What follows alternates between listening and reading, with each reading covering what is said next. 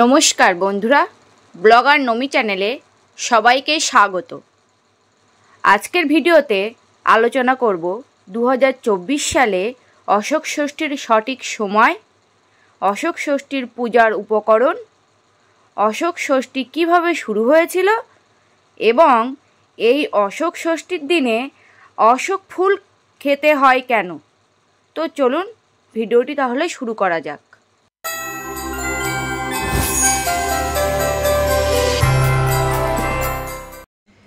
চৈত্র মাসের শুক্লপক্ষের ষষ্ঠী তিথিতে অশোক ষষ্ঠী ব্রত পালন করতে হয়। স্ত্রীলোকেরা এই ব্রত পালন করে থাকেন সন্তানের মঙ্গল কামনায়। তবে এবছর 2024 সালে অশোক ষষ্ঠী পড়েছে বৈশাখ মাসে। 14 এপ্রিল 2024 অর্থাৎ পয়লা বৈশাখ 1431 রবিবার পালন করা হবে অশোক ষষ্ঠী। এবছর অশোক ষষ্ঠীর তিথি শুরু হবে 13 এপ্রিল 2024 30 চৈত্র শনিবার 4:12 পর থেকে এবং থাকবে 14 এপ্রিল পয়লা বৈশাখ 1431 রবিবার দুপুর 3:48 পর্যন্ত।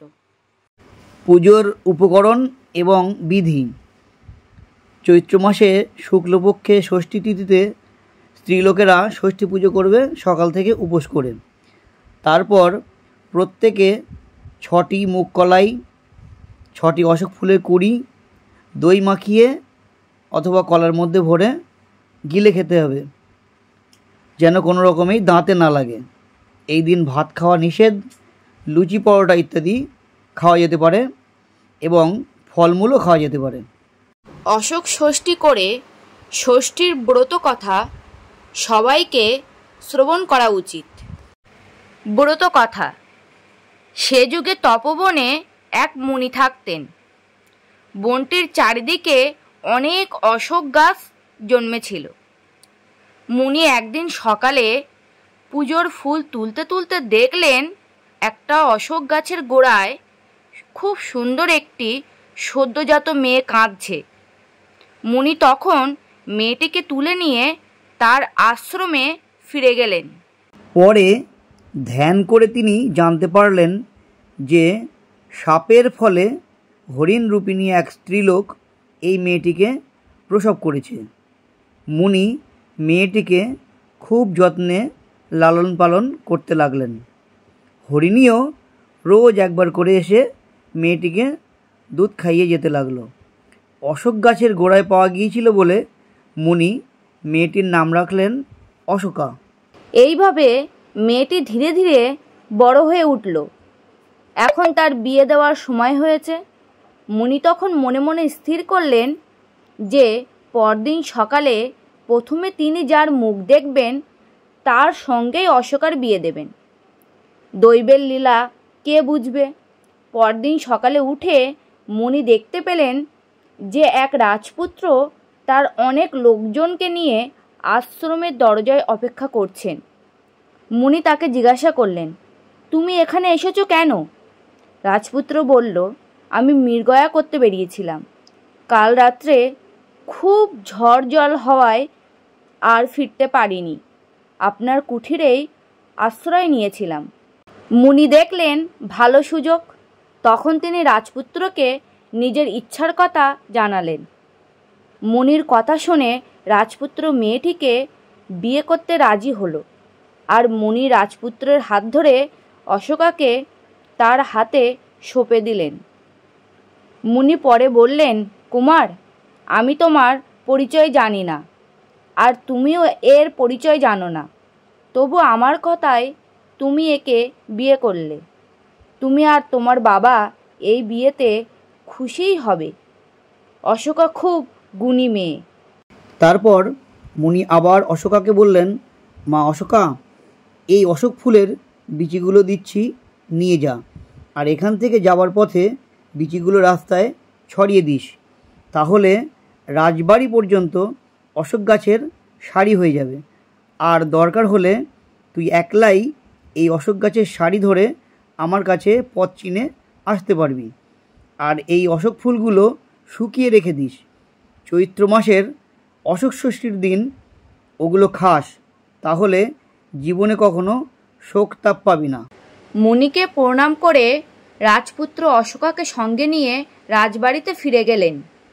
রাজা রানী সব শুনে খুশি মনেই ছেলে বৌমাকে বরণ করে ঘরে তুললেন। এরপর বেশ কিছুদিন কেটে গেল। অশোকার 7 ছেলে এবং 1 মেয়ে হয়েছে। রাজা রানী সময় মতো সকলের বিয়ে দিয়ে স্বর্গে গেছেন। একবার চৈত্র মাসের শুক্লা ষষ্ঠীতে রাজার বাৎসরিক শ্রাদ্ধের তিথি পড়ল।